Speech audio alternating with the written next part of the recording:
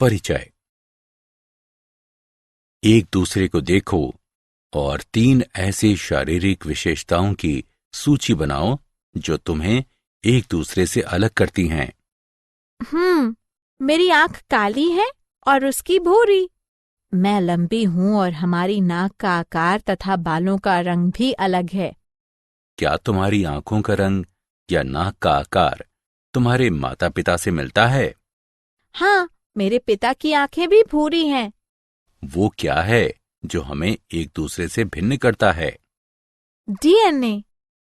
बिल्कुल ठीक।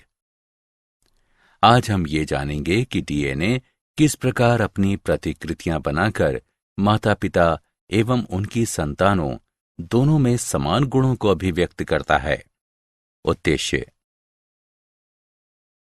इस पाठ के अंत में आप निम्न करने में सक्षम हो जाएंगे: प्रतिकृति बनाने की प्रक्रिया और इसके महत्व को समझना, आरएनए की प्रतिकृति की अर्ध संरक्षी प्रकृति को समझना, आनुवंशिक कूट को पहचानना, अनुलेखनन की प्रक्रिया को समझना और स्थानांतरण की प्रक्रिया को समझना।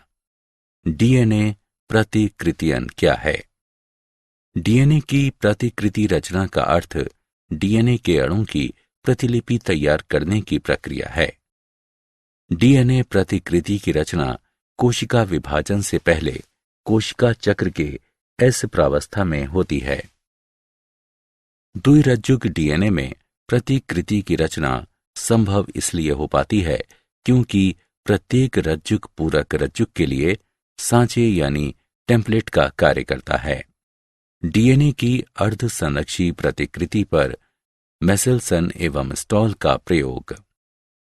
वर्ष 1958 में मैथ्यू मेसेल्सन एवं फ्रैंकलिन स्टॉल ने अपने प्रयोग से डीएनए की अर्ध संरक्षी प्रतिकृति को सही सिद्ध किया। डीएनए के क्षारों को चिन्हित करने हेतु उन्होंने 15 NH4Cl युक्त एक माध्यम में ई कोलाई का विकास किया और फिर कुछ कोशिकाओं को प्रकाश नाइट्रोजन 14N में बदल दिया ताकि नए संश्लेषित रज्जुक प्रकाश के रूप में ले सकें। उन्होंने डीएनए को जीवाणु कोशिकाओं से अलग किया और डीएनए को अलग करने हेतु इसे अपकेंद्रित किया। लाइट नाइट्रोजन के एक विखंडन के बाद डीएनए के अणु मध्यवर्ती घनत्व से संकरित हो जाते हैं।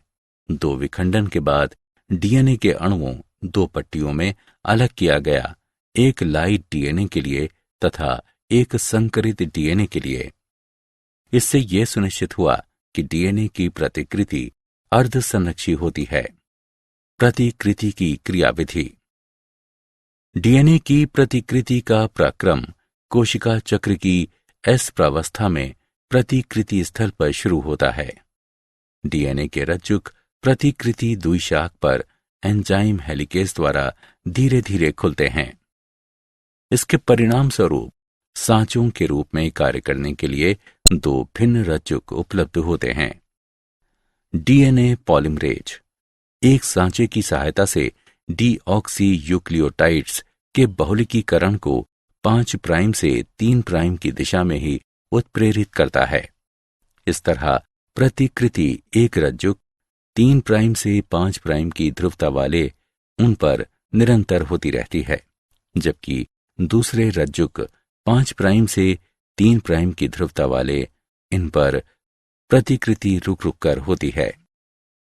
डीएनए लाइगेज एंजाइम अनियमित रूप से संश्लेषित खंडों को आगे चलकर एक दूसरे से जोड़ता है। अनुलेखन डीएनए के एक रज्जुक से आनुवंशिक सूचनाओं का आरएनए में प्रतिलिपिकरण करने की प्रक्रिया को अनुलेखन कहते हैं। अनुलेखन इकाई में जीन को वंशागति की एक क्रियात्मक इकाई कहा जाता है।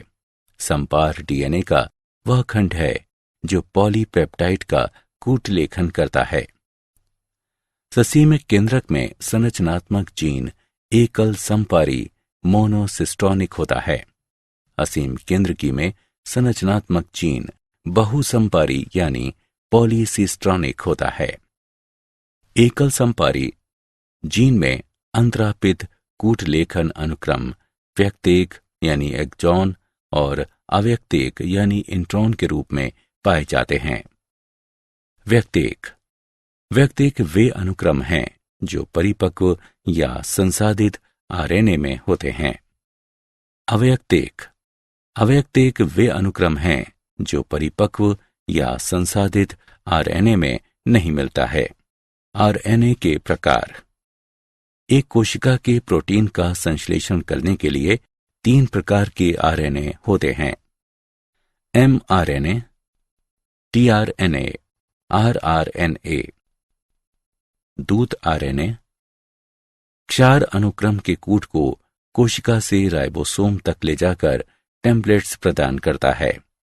tRNA अंतरण आरएनए अमीनो अम्लों को राइबोसोम तक ले जाता है, आनुवंशिक कूट को पढ़ता है।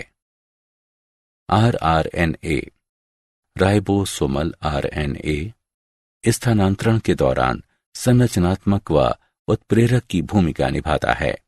जीवाणु में अनुलेखन की प्रक्रिया। अनुलेखन की प्रक्रिया में निम्न चरण आते हैं: प्रारंभन कारक सिग्मा अनुलेखन प्रक्रिया के प्रारंभन में सहायता करता है। आरएनए पॉलीमरेज उन्नायक पर डीएनए से जुड़ जाता है। डीएनए कुंडली खुलकर सांचा रज्जुक यानी टेम्पलेट स्ट्रैंड को अनावृत कर देती है।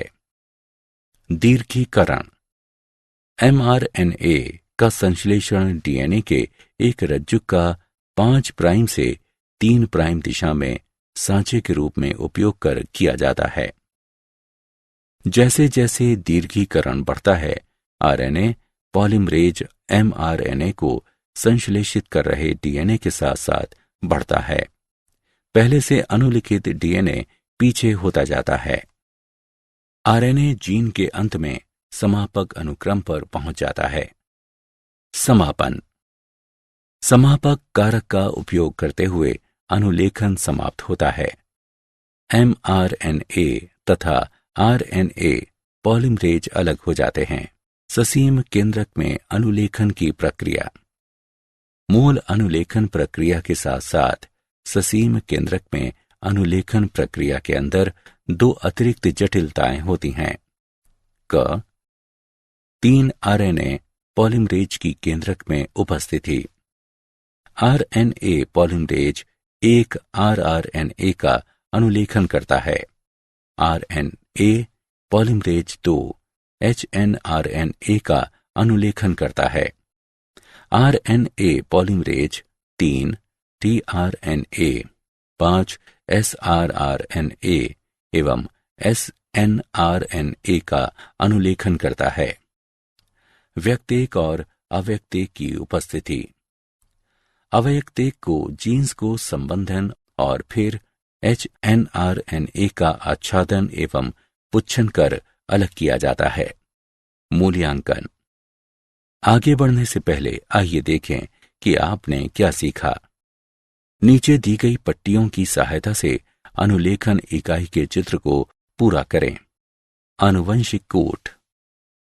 आनुवंशिक कूट उन नियमों का समुच्चय है जिनसे आनुवंशिक तत्व डीएनए या mRNA में कूटबद्ध संदेश अमीनो अम्ल अनुक्रमों में स्थानांतरित होता है।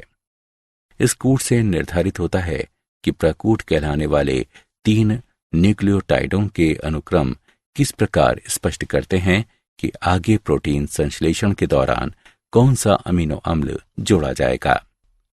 आनुवंशिक कूट की मुख्य विशेषताएं। प्रकूट यानी कोडॉन, त्रिक यानी ट्रिपलेट होते हैं।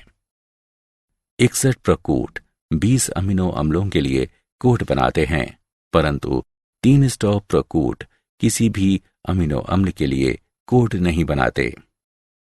प्रत्येक प्रकूट एक अमीनो अम्ल के लिए सुस्पष्ट और सुनिश्चित होता है। ये कूट सभी जीवधारियों के लिए लगभग सार्वभौमिक है।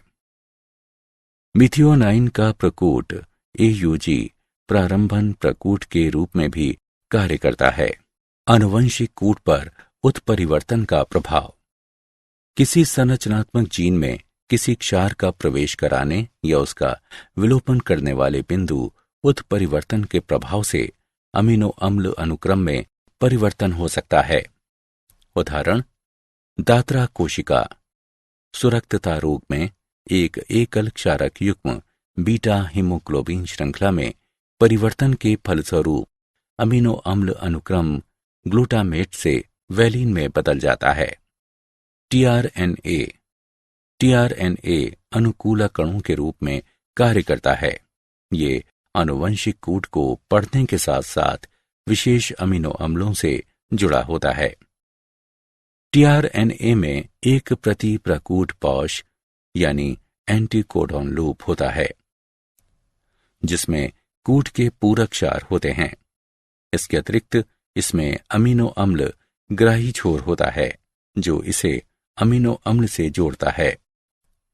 टीआरएनए की द्वितीयक संरचना तिपतिया यानी क्लोवर लीफ की पत्ती की तरह होती है, जबकि अपनी यथार्थ संरचना में टीआरएनए एक सुसंहत अणु है जो उल्टे एल की तरह दिखाई देता है।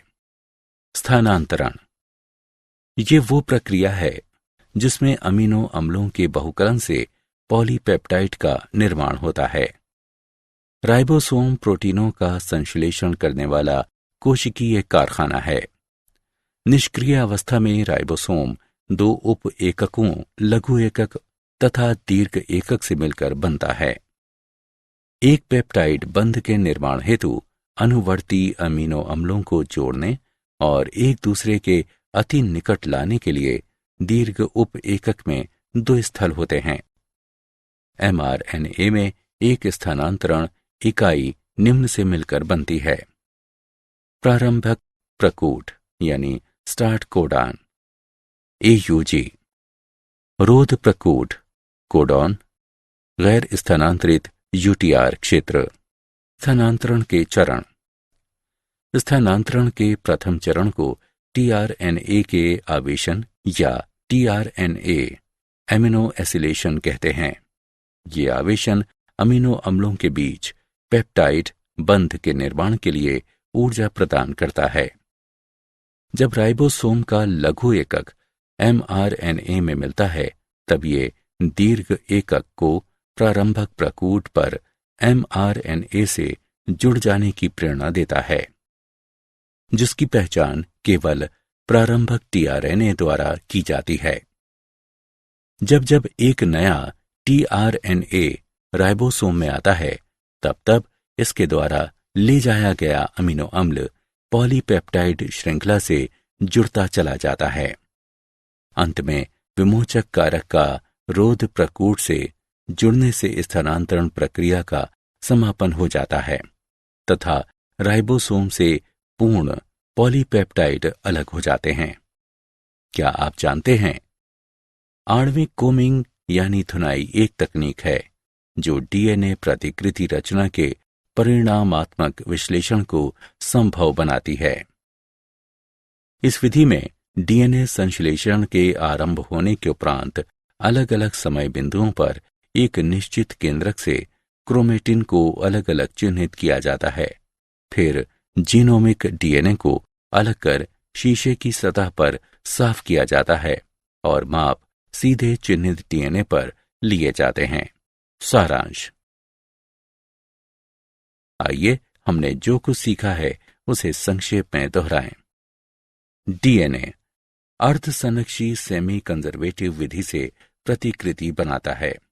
पूरक एच बंध इस प्रक्रिया का मार्गदर्शन करता है। अनुलेखन के समय डीएनए का एक रज्जुक पूरक आरएनए के संश्लेषण के लिए एक सांचे के रूप में कार्य करता है। ससीमिक केंद्रक में अवयक्तेक के संबंधन के साथ अनुलेखन प्रक्रिया होती है। दूत आरएनए में क्षार अनुक्रम होते हैं, जिनका एक अमीनो अम्ल के कूट लेखन हेतु 3 के युग्म में अध्ययन किया जाता है।